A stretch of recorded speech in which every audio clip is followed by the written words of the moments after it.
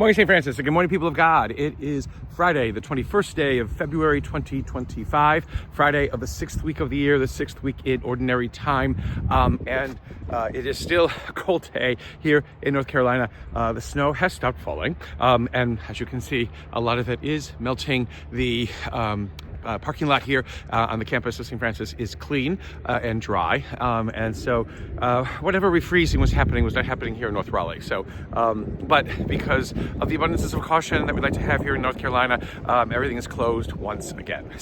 So another quiet morning, another quiet day here at St. Francis. Not much snow to play with, so hopefully you'll find something else to do today on this snowy day.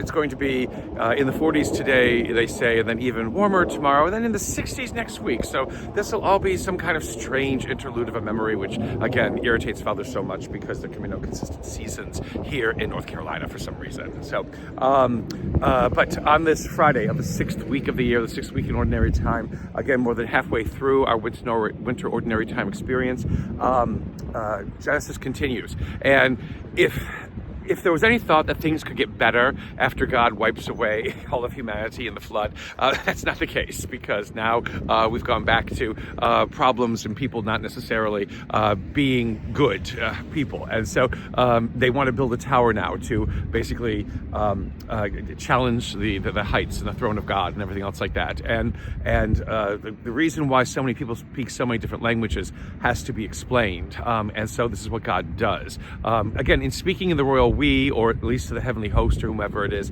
God says, see these people trying to challenge me and challenge my power by building a great tower. Well, we're going to confuse their languages so they cannot help each other to build this tower. And basically that's what happens. The tower does not get built. Again, the question is always a second try that God does with, a flood, and then only, Noah and his sons. Again, where did the wives come from that repopulated the earth? Again, never said. Another kind of really strange hole that's here in this in these opening chapters of creation and understanding the beginning of the world, the beginning of time. Not a good source for judging or for analyzing or discerning the beginning of time. But within all of this, again, the problem of humanity, which again, God says he will not wipe out. God will not wipe out ever again. But because of our will, because of our desires, because of everything else, and not listening and not realizing to whom it is that we belong and where it is that we have come from, we find ourselves backed into a corner all the time, and down avenues and routes that do not have the best interest or intent for us. And this is what causes the grief and the problems and the pain, again, that we experience today. And something, again, to realize, if we just remembered God, listen to God, embrace whatever God has to say to us about our lives and what they can be, how differently, might this world be, and how different might be our place within it. In Mark's Gospel, Jesus moves into basically talking about the cost of being one of his disciples, which is not riches and gold and people praising you and adulations and all kinds of things like that. It is taking up one's cross. It is following him. It is denying, again, what it is that the world thinks is important and of value. What the world thinks makes for good living and makes for a prosperous and wonderful and a happy life. God promises something different, which is also more happy than we can imagine, more prosperous than we can imagine, more wonderful than we can imagine. But we have to believe that this is what God can do.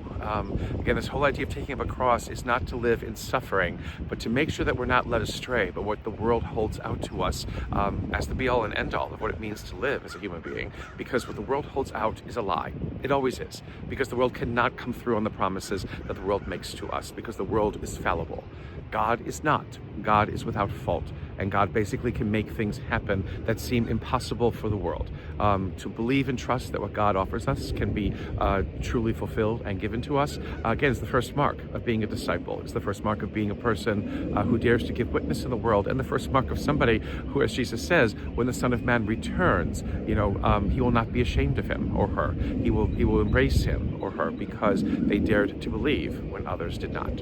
A blessed day, St. Francis and people of God. Keep warm in this cold weather. May the Lord give you his peace.